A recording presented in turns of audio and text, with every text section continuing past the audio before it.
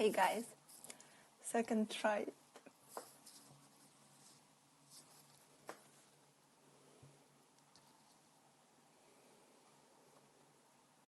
Hi Семченко, Anna и Олег. Hi Yermakova. Welcome to this live stream. It's going to be in English. And hi David, let me add you now. We are Instagram hackers. Yeah.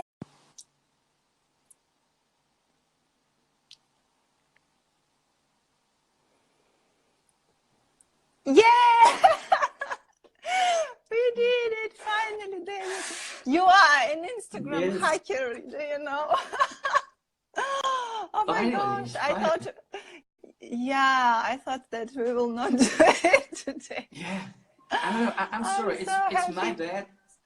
Something's wrong with my phone, or I don't know. I was really ready in here with this. Yeah, I know. Yeah, it's like Instagram issues, so it's not your fault. No worries. All right, so let me introduce. Maybe it's in your. You should go for iPhones, David. iPhones. I don't know. I'm not a big fan of iPhones, but yeah, I'll consider. Really?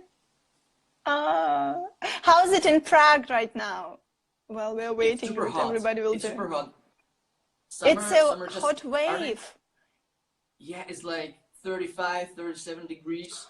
So super hot. No, it's like in Greece or in Spain. It's far too hot for Czech Republic. Really like a heat wave. So yeah, that's summer in here, but you have winter in Auckland? Yeah, imagine or not, believe it or not, we are freezing here. It was like plus 5 degrees Celsius this morning. Yes, and it's expecting like -2 in a week during night. So yeah, it's winter in this southern hemisphere. So yeah, lucky you. I'm just back. I am literally a couple of weeks back from Russia to New Zealand, and in Russia it was also funny and hot. All right. So let me quickly introduce you, because I can see that so many subscribers joining, and let me say like what it is all about. So you guys, welcome to this interview. It's gonna be about 40 to 50 minutes long interview with David. I've prepared a bunch of questions for David. So if you are a mine subscriber, you will know David a little bit better. If you're David subscriber, you will know his tricks and his secrets in hand rendering. Yeah, so should we start, David? Let's do this. Yeah, let's do this. Let's hit the Instagram. So, as you all know, David is a sketcher and architect from Czech Republic. We actually met live last May. It was like a year and 1 month in Copenhagen. And so many things changed. David now in Prague. Right now we are back home. Yeah, I'm in New Zealand. So yeah, digital nomad life. This is like contemporary lifestyle. So yeah, right now. My first question, David, for you is, could you please tell us, how did you come to architecture, and what was your initial step in hand rendering? Wow, yeah. I remember the really first time I was started just thinking about architecture was in high school. And it was in art lessons, and we were learning about perspective for the very first time, like the typical one-point perspective with street view, right? Yeah. So absolutely boring, and really not really. It was terrible drawing. It's not boring. It's my favorite topic. I know, but for the majority of students, right? Yeah, for the majority of students, a horizon in the middle, so it was not really you know, related to human scale or anything. It was just, okay, hey, this is horizon line, this is vanishing point, and just try to put some stuff in there. But it was like the first time, and I was really hooked. I was hooked. It just caught me, and I was like, hey, this is interesting, and I liked math, like the geometry and stuff like this. So I was, hey, maybe architects, being an architect, that sounds kind of cool. Would this be for me? And so I've It given was it like some a thoughts lamp and bulb, yeah. yeah, like okay, that might be the way. That might be the way. And Yeah. then for the last 4 years in my grammar school, I just focused more and more on architecture, and I was doing all this semester works and thesis little just to focus on architecture, to learn more about history and drawing. And Yeah. then I applied to 2 architecture schools, universities in Prague. It's actually one university, Czech Technical University in Prague, and I applied to both Faculty of Architecture, which is kind of a bit more artistic, and Faculty of Civil Engineering, which is more technical, or there's a mixture of because it's like engineering, subjects. Yeah, but the branch of study was still architecture, so it was very much combined. And I got accepted to both of them. And even though the whole time I was thinking that I will go to Faculty of Architecture, eventually I decided to go for civil engineering instead. Civil engineering. Wow, so you're a civil engineer originally. I'm really an architect, but it was really combined with a lot of technical subjects. So the bachelor studies took 4 years, not usual 3, because it was so just a lot of information, in Russia we also have 4 years for bachelor, Okay. That's unusual for us. We usually all of our bachelor studies are 3 years. And really? This one, oh wow. Yeah. Because in Russia it's always 4 years. It's always like that. Okay. Yeah. And then you have 2 extra years for masters. Yeah, so exactly. So we have 6 years in total, and 6 years diploma project. Wow. Okay. In here, it's just for architecture and medicine. That's 6 years. But all the rest, all the other branches are usually 3 plus 2. So yeah. So that's how I got into architecture and how I started in Prague. Wow, yeah, that's so exciting. And we are so happy that you became an architect eventually, because now you can inspire so many people to draw like an architect. Yeah. And as far as I know, in Copenhagen, you worked as an architect, right? So for how many years? I'm sorry, once again? In Copenhagen, you worked as an architect, right? So because I know that not many people know that you actually worked as an architect. You're not only educated as an architect. Sure. Yeah. And how many years? It was when we finished our bachelor's, those 4 years in Prague, we moved to Denmark, to Aalborg, which is the little Aalborg, yeah. Yeah, which is the little city I've been there, top of Jutland. Near Skagen, yeah. Yeah. And we studied our masters there at Aalborg University. It was another 2 years. So, and then after finishing the masters, we moved to Copenhagen to look for jobs and to finally live or work as architects in real practice. So it was another almost 3 years in Copenhagen. So almost 5 years in total in Denmark, combining both the studies and the working experience. Wow, that's a long way, like long journey, yeah. Yeah. Because I lived in Copenhagen only for 3 years, yeah. And I can imagine that you feel yourself a little bit partly like part Danish, part from Czech Republic. It's been we didn't really plan to stay that long. So we thought, okay, let's finish the studies and maybe let's have a 1 year of working experience. But then we stayed almost 3 years, so yeah, time flies. But it's been fun. It's been a great experience. Yeah, great. All right. So my second question is regarding your style, because it became so popular here on Instagram. Looks like everybody is following you who is in architecture topic. So your style, because it is so bold and recognizable. You use these wavy architectural lines. It's almost always black and white, or sometimes you add a couple of markers or iPad colors, freehand lines, so no rulers. So David, could you please tell us about media you use and how it affects your approach, if it does? Because first I noticed that you primarily used pencils or black liners or markers, and now I can see that you're switching more and more to iPad drawing to digital, right? Yeah, yeah. Yeah. But it's a journey. I'm still learning a lot on the way, so it's not like I don't feel like any type of expert or anything. I'm just learning on the way and trying to have fun and trying to learn more. But really the basics, the fundamentals I got was at the university in Prague, where they taught us how to draw straight lines and you know, long movements with your arm, and how to get this kind of bit more technical style.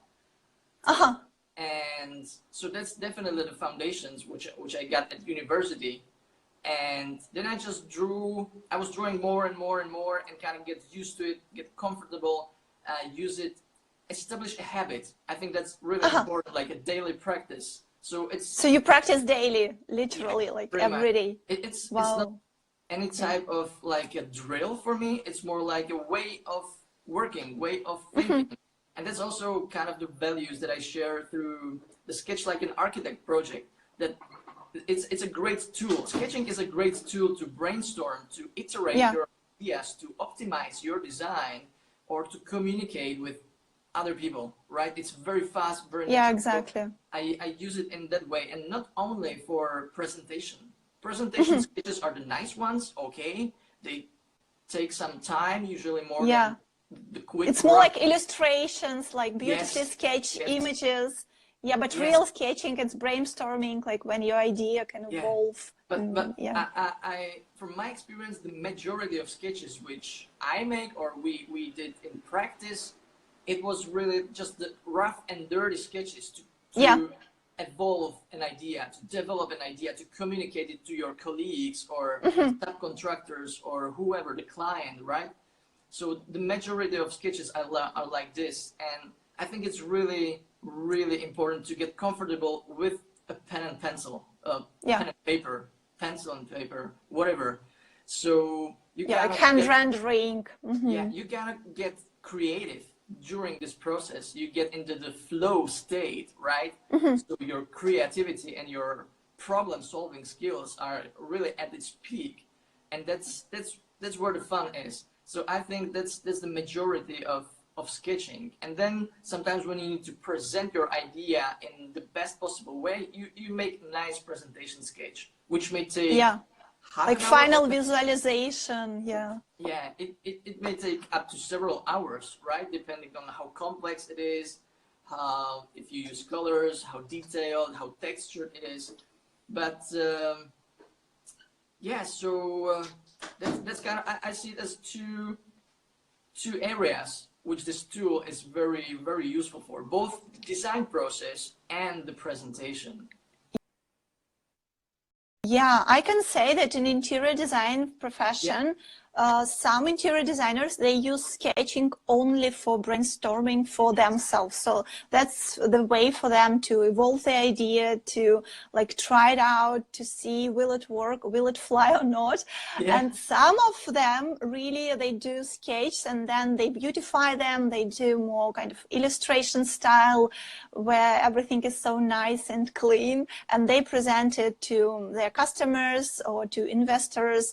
So because I can say that clients really love hand renderings because they see like the heart and the soul in it, in comparison with like like human factor, like in comparison especially with 3D visualizations. And in New Zealand, in Australia and States, I can see that this like sketching wave, it's becoming bigger and bigger. It's becoming more and more popular in comparison with 3D. And maybe iPad drawing as well, because you don't need even to have a bunch of markers like a paper. You just need to have this iPad, and you just start brainstorming and creating new ideas. By the way, I really like that your iPad style looks exactly like your, I mean, pen and paper style. I can even, because iPad and technology and Apple Pencil, it lets you basically create absolutely the same sense of material, of real material, be that like charcoal, watercolor, marker. Yeah, so I can see that you're enjoying it right now. Yeah, iPad drawing more and more. As for iPads, I'm collaborating as a, let's say, featured artist with a couple of sketching apps. So that's the way how I got into it.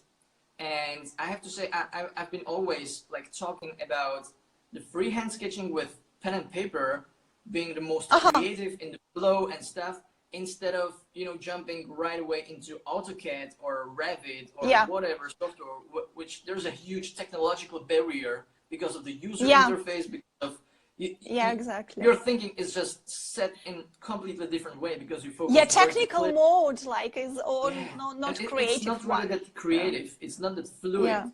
But I can see that with iPad, there's actually merging the advantages of both areas, like the analog and the digital, because it feels still very much like drawing with a pen and paper, but you can take advantage of the digital features and texturing and coloring and different mediums, as you said, charcoals or brushes or whatever. So I'm really now learning and trying new stuff with iPad apps. So I think it's a kind of nice compromise which takes the best out of those both areas. Both worlds, yeah. Yeah. Do you think that one day you will switch to iPad drawing completely? No. That you will abandon? No. Oh, it's so nice to hear, because sometimes I'm really afraid that technology like iPads, Apple Pencil will take all our attention and we will forget all this like natural feeling of texture, how the sound of pencil works on paper. I'm not afraid of that. I think it's the same with books. Like you don't, books are still there. You can't really replace them. Because even though there are Audible, and Kindle, we still read like paper books, paper-based. Yeah, it's nice to just the tactility that you can hold it in your hand. It has some form. The paper has some texture and weight, and all this stuff, all the experience you get from it. It's the same with sketching on pen and paper. Like, I think we are really as humans. So it won't change anytime soon, I believe. It's just gonna be here because we love it.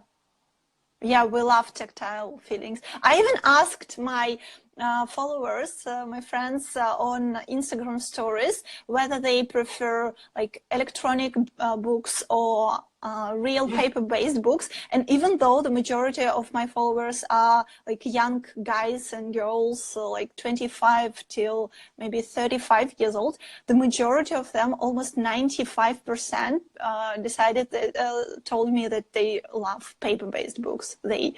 It's incredible. Like 20, 25 years old, they're still reading paper-based books. You guys who are watching us live, let us know in the comments, do you read? Yes, look at all this stuff, yes. I have almost the same, you can see it on my back. Identical backgrounds, backgrounds. That's so you funny. Can say we love books and sketchbooks and Yes. Local libraries forever and bookstores. Exactly, bookstore. I always go to bookstore and very rarely I leave empty-handed. I just almost always buy something because the same with me, absolutely the same. I can't resist. Maybe in any art gallery when you're traveling and you know that books are really heavy, especially like architecture, design books, they're really heavy, but I don't mind. I know that my luggage is like 25 kilos and I will buy this book.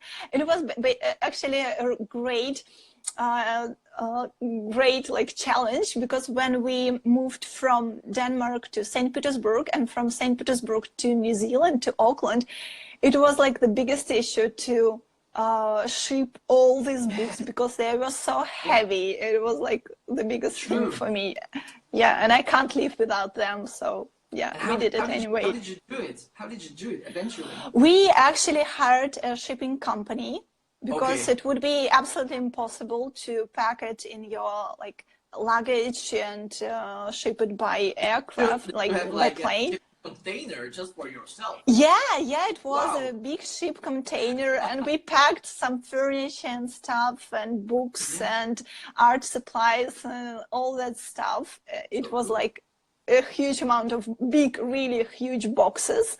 Yeah, and that's how we shipped it all. So we've been waiting for it. We waited for it maybe a couple of months, and yes, we got it via ships. Yeah, so that's how we did it. So my third question is, David, could you please describe the process of creating your sketches and how long does it usually take? Hi guys. Yeah. Hi guys, I'm just sorry, I'm just reading all the comments and trying to say hi on the way to all guys. Hello from India, hello from Lebanon. Yeah. And by the way, guys, if you have any questions, please let us know, and at the end of this live stream we will select maybe 2 or 3 questions and we'll answer them. David will answer your question. Yeah, but you asked about the process. I think, yeah. So my question was, could you please describe? Now I'm starting. Yeah, I'm starting to learn that there may be different approaches, and there's nothing wrong or right, but I believe there are 2 different areas, and depending on whether you sketch from observation. So it's like a still life, you see something, you visually measure it, and you build a structure and so on, and you can still see it, so you can reference how the shadows work, how the proportions work, how the composition works, how the scale, and all this stuff. So that's one thing, but plein air, like plein air, or like plein on air, location, or on location life, sketching, spot, exactly, like urban sketching. Yeah. And another area is sketching from your imagination, like putting your ideas on paper. And I think that's a bit more advanced. That's a bit more, it's a bit more demanding of you, because you need to get a bit more experienced, and I believe that you need to create your own visual library in your mind, like to create the shadows even though you can't see them, you can just see them. So I believe there are at least 2 very different approaches, either if it's from observation, which is like the fundamentals where you learn about composition, about all the design principles, proportion, scale, shadows, light, and stuff like this, and then perspective, of course. And then how to get these design principles that you kind of practice on observation sketches, and how to apply them to your imagination, and how to put your ideas on paper. And that's the approach I'm kind of digging more into right now. And, what I find that works for me is really testing out the ideas first on small thumbnail sketches. Like there are very, very small sketches where you just like literally like 4 to 5 centimeters, like really small. Exactly. So you just like postcard. You just test the format, you test the composition, you test the depth, working with foreground, middle ground, background, and you kind of test the proportions and maybe a bit of lighting. Okay, where the light comes from? Is it working like this? Okay, and you kind of iterate very fast. Again, great advantage of sketching. You iterate on those thumbnail sketches, and you make 1, 2, 3, 5 sketches, and you can see, okay, this starts to work, and you start to work on a bigger format, because you can try out different scenarios. And select the best one. More and more detailed. And I think for me, that's the approach that really works for sketches from imagination. So I test it out first, so I know it will be okay in terms of especially composition, and then I go into more details on the way as I get bigger formats and bigger detail, more textures and stuff like this. And spend some real time on it. Exactly. Because the iterating with thumbnail sketches really takes seconds and minutes. It's really a couple of minutes. And it should be loose and fast and fun. Very sketchy. So that's I can say that the majority of architects that I, like for example, Frank Gehry, I recently took his online course maybe a couple of months ago on Masterclass. Maybe you know about this platform. And yes, I was like enchanted by the way he draws. Like I really love his style. Or for example, like Karim Rashid, very famous like interior designer and industrial designer. The majority of architects and designers, they create their first initial draft, their ideas as like very simple draft sketches, and that's actually the process of creation. That's how ideas evolve. Yeah, so it's really so professional, and it's so hard for me to hear nowadays that like very small percentage of architects and designers really know how to draw. I think that's a big issue now, because they learn how to use all this Revit, AutoCAD, ArchiCAD, 3ds Max. They are like geniuses in all that technical stuff, but they don't know how to build simple one-point perspective. So I believe that your book, for example, your handbook, or your course, new course on Teachable, it's such a great decision for a lot of them, because even in art academies, not in Russian at least, in Russian art academies, it's more or less fine right now. But for example, in Europe, in States, people lack this information in design schools and art academies. So yeah, exactly. It's great to have. Very much agree, and that's actually the same experience I have, even from, for instance, from Denmark.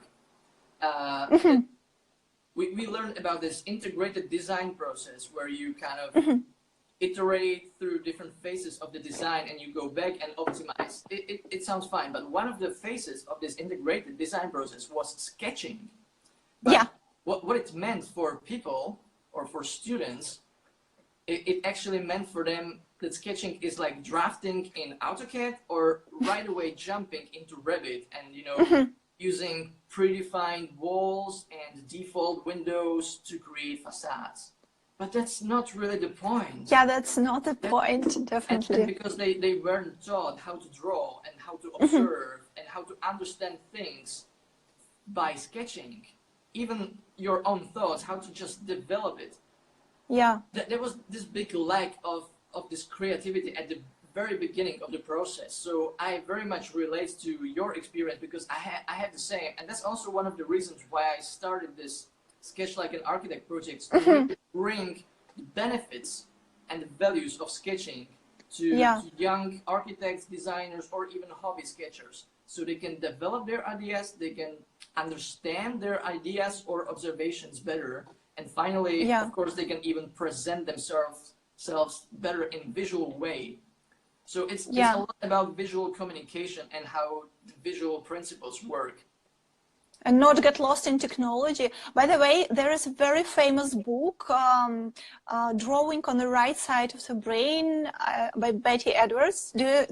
Because she explains that there is a basic concept that we really as humans, we have two hemispheres, like the left brain and the right brain. And when you are working in AutoCAD or 3D Max, you're definitely using your technical, like logical part of the brain. But when you are sketching, when you're drafting by hand, that's when your creative part of the brain gets really involved. So yeah, it's such an essential part of the process of drafting and creating your ideas. So I believe if you want to become a real professional, a real architect with a name, maybe you want to learn how to sketch.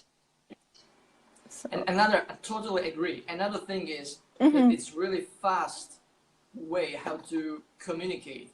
Imagine yourself being at a meeting with a subcontractor and a client, maybe people from municipality, and you just want to present real quickly a different option, different solution, maybe different construction detail, and you can just very quickly draft it on the paper on the spot. You gain immediately huge respect for understanding. This is wow effect for clients. And also they're like, oh my gosh. Yeah. And also presenting it in an understandable way for other people. I think that's really crucial to explain yourself in a way that other people understand it. That's the base of effective communication. So, and it also applies to sketching. And I would say one more thing, if you learn about all this composition, shading, texturing, scale, proportions, all these design principles, you can apply them to even digital media. You can apply them in Photoshop. Once you understand these principles,